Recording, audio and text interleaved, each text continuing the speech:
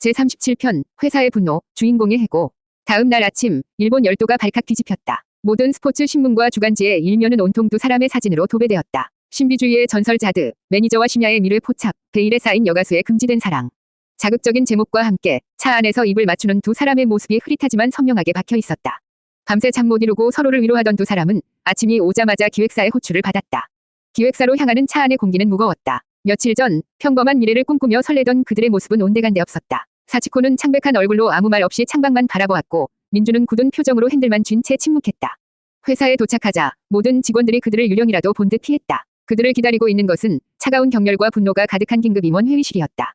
회의실의 공기는 얼음장처럼 차가웠다. 평소 민준을 눈엣 가시처럼 여기던 다나카 이사가 포문을 열었다. 그의 목소리에는 숨길 수 없는 희열마저 묻어 있었다. 이게 다 무슨 짓입니까? 우리가 10년 가까이 공들여 쌓아 올린 신비주의 이미지를 저 남자 하나가 하룻밤 만에 전부 망쳐놨다고요. 일개 매니저 주제의 회사의 가장 중요한 자산을 건드려 이건 명백한 배임 행위입니다. 그의 날선 비난이 민준의 가슴에 비수처럼 박혔다. 사치코가 참지 못하고 앞으로 나섰다. 그녀의 목소리는 떨리고 있었지만 눈빛만은 단호했다. 아닙니다. 이건 제 사생활이에요. 그리고 민준 씨는 아무 잘못도 없어요. 제가 사랑하는 사람입니다. 모든 책임은 저에게 있습니다. 그녀의 용기 있는 고백에도 임원들의 싸늘한 시선은 변하지 않았다. 그들에게 중요한 것은 아티스트의 사랑이 아니라 당장 내일의 주가와 다음 분기 앨범 판매량이었다. 그들에게 민준은 회사의 막대한 이익을 가로막는 제거해야 할 장애물일 뿐이었다.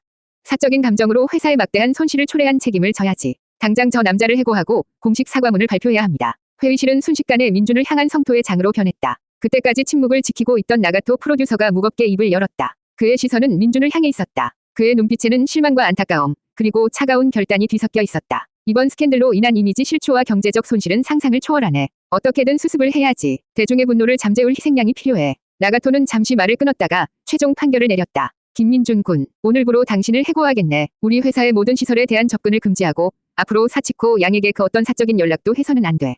이건 회사를 위한, 그리고 자들을 위한 결정이야. 세상이 무너지는 것 같았다. 사치코가 절규하듯 외쳤지만 아무도 들어주지 않았다. 민준은 아무런 변명도 하지 않았다. 그는 그저 멍하니 모든 것을 체념한 표정으로 서 있을 뿐이었다. 바로 그때 회의실 문이 열리고 건장한 체격의 경호원 2명이 들어왔다. 나가토가 그들을 향해 턱짓을 했다. 경호원들은 민준의 양팔을 거칠게 붙잡았다. 잠깐, 사치코가 그를 향해 손을 뻗었지만 그녀의 손은 허공을 갈랐다. 제38편, 팬들의 맹렬한 공격과 쏟아지는 오해. 민준이 사라지자 세상의 모든 분노는 오롯이 그에게로 향했다. 기획사는 발빠르게 공식 입장을 발표했다. 자드는 오랜 시간 매니저에게 심리적으로 위지해왔으며 이번 일은 매니저가 자신의 지위를 악용한 불미스러운 사건이라는 내용이었다. 사치코를 순진한 피해자로 민준을 파렴치한 가해자로 만드는 전형적인 꼬리 자르기였다. 다나카가 작성한 이 입장문은 대중의 분노에 기름을 붓는 역할을 했다. 언론과 대중은 이 자극적인 이야기를 기다렸다는 듯 물어뜯기 시작했다. 민준은 전설을 나락으로 떨어뜨린 파렴치한 아티스트를 이용하여 사리사욕을 채운 배신자로 몰아갔다. 그의 국적과 불분명한 과거까지 들춰내며 그를 둘러싼 억측과 악의적인 소문은 눈덩이처럼 불어났다. 하지만 그 어떤 비난보다 견디기 힘든 것은 팬들의 분노였다. 자들을 향한 팬들의 사랑은 종교적 믿음에 가까웠다. 그들은 자신들이 만들어낸 완벽한 허상을 지키기 위해 그 허상에 흠집을 낸 민준을 공공의 적으로 규정하고 맹렬하게 공격하기 시작했다. 그들이 민준의 낡은 아파트를 알아내는 데는 오랜 시간이 걸리지 않았다. 어느 날 아침 민준이 문을 열었을 때 아파트 복도 벽은 온통 붉은색 스프레이로 뒤덮여 있었다. 배신자, 돌아가라. 감히 우리의 여신님을 더럽힌 죄를 받아라. 섬뜩한 저주와 욕설이 벽을 가득 채우고 있었다. 문 앞에는 악취를 풍기는 쓰레기 봉투가 쌓여 있었고 썩은 계란이 터진 자국이 흉측하게 남아 있었다. 그의 전화번호는 인터넷에 유출되어 하루에도 수백 통의 욕설 전화와 문자가 쏟아졌다. 민준은 집 밖으로 나갈 수 없었다. 그는 스스로를 좁은 다다미방 안에 가두었다. 모든 연락을 끊고 세상과 단절했다. 그를 가장 고통스럽게 한 것은 그들에 대한 분노가 아니었다. 오히려 그들을 이해할 수 있었기 때문에 더 괴로웠다. 시간을 건너오기 전 자신 역시 그들처럼 자들을 숭배하던 한 명의 팬이었으니까. 만약 자신이 이 모든 진실을 모른 채 스캔들 기사를 접했다면 자신 또한 그들처럼 분노하고 돌을 던졌을지도 모른다. 그는 창밖으로 자신을 감시하는 몇몇 팬들의 모습을 보며 씁쓸하게 웃었다. 저들은 모르고 있었다. 자신들이 지키려는 그 소중한 존재를, 사실은 자신이 누구보다 필사적으로 지키려 했다는 사실을. 그리고 지금 이 순간에도 그녀를 향한 자신의 마음은 조금도 변하지 않았다는 것을. 그는 창살 없는 감옥에 갇힌 채 세상의 모든 오해를 홀로 감내하며 침묵했다. 그것이 그가 그녀를 위해 할 수 있는 마지막 사랑의 방식이었다. 밤이 되자 아파트 밖에서 그를 규탄하는 팬들의 목소리가 점점 더 커져갔다. 그들은 그의 이름을 연호하며 당장 나와서 사죄하라고 소리쳤다. 바로 그때 현관문이 부서질 듯한 거친 발길질 소리와 함께 문손잡이가 격렬하게 흔들리기 시작했다. 제39편, 린치, 피투성이가 된 주인공.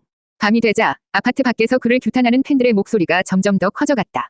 그들은 그의 이름을 연호하며 당장 나와서 사죄하라고 소리쳤다. 바로 그때 낡은 나무로 된 현관문이 부서질 듯한 거친 발길질 소리와 함께 문손잡이가 격렬하게 흔들리기 시작했다. 민주는 방구석에 몸을 웅크렸다. 올 것이 왔다고 생각했다. 결국 낡은 문고리가 부서지며 문이 거칠게 열렸다. 성인 남자 대여섯 명이 분노로 이글거리는 눈빛을 한 채 좁은 방 안으로 쏟아져 들어왔다. 자대의 광적인 남성 팬들이었다. 그들은 아무 말 없이 방 안에 홀로 앉아있는 민준을 짐승처럼 끌어냈다.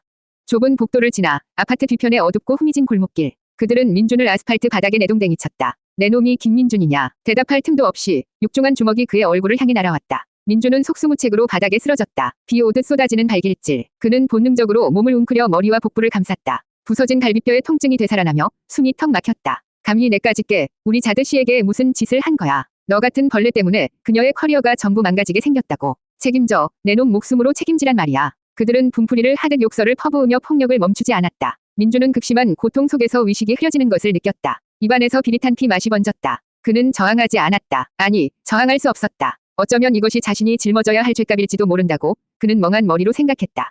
그녀를 완벽하게 지켜주지 못한 죄. 그녀의 마음에 상처를 입힌 죄. 그는 모든 것을 받아들이기로 했다. 얼마나 지났을까. 멀리서 순찰차의 사이렌 소리가 희미하게 들려오자 남자들은 마지막으로 그의 머리를 걷어차고는 침을 뱉으며 어둠 속으로 흩어졌다.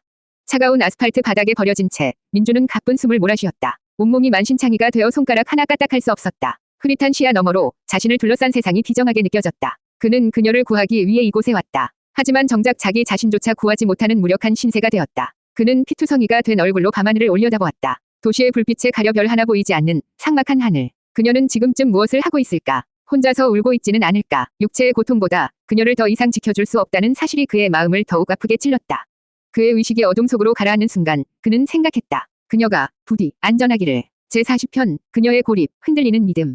민준이 사라진 세상에서 사치코는 완벽하게 고립되었다. 기획사는 그녀를 보호한다는 명목 아래 그녀를 고급 아파트에 사실상 감금했다. 외부와의 모든 연락은 통제되었고 매니저는 다나카 이사의 직속 부하로 교체되었다. 그녀의 곁에는 이제 그녀의 편이 아무도 없었다. 그녀는 거대한 성공의 정점에서 세상에서 가장 외로운 사람이 되어 있었다. 다나카는 집요하게 그녀의 마음을 파고들었다. 그는 매일같이 민준에 대한 악의적인 기사들을 가져와 그녀에게 보여주었다. 이것 봐, 사치코 양. 김민준이라는 남자는 처음부터 당신에게 접근할 목적이 불순했어. 당신의 정보를 언론에 팔아넘기려 했다는 증거도 있어. 그가 내민 서류에는 조작된 인터뷰 기록과 입금 내역까지 적혀 있었다. 물론 전부 거짓이었다. 하지만 외부와 단절된 채 매일같이 교묘한 거짓말에 노출되자 그녀의 믿음은 서서히 흔들리기 시작했다. 아니야, 그럴 리가 없어. 그는 나를 지켜줬어. 지켜줬다고. 결과적으로 당신을 가장 큰 위험에 빠뜨리고 자기는 꽁무니를 뺀 게 누군데.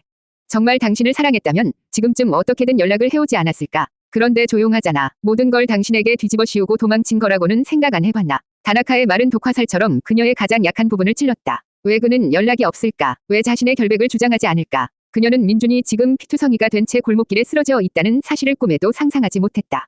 그녀에게 보이는 것은 오직 그의 침묵뿐이었다. 그녀는 밤이 되면 홀로 남아 민준과의 시간들을 떠올렸다. 자신을 향해 보여주었던 헌신적인 모습과 따뜻한 눈빛. 그것은 전부 연기였을까? 미래를 예언했던 신비한 능력도, 자신을 위로해주던 다정한 목소리도 모두 그녀의 마음을 얻기 위한 계산된 행동이었을까?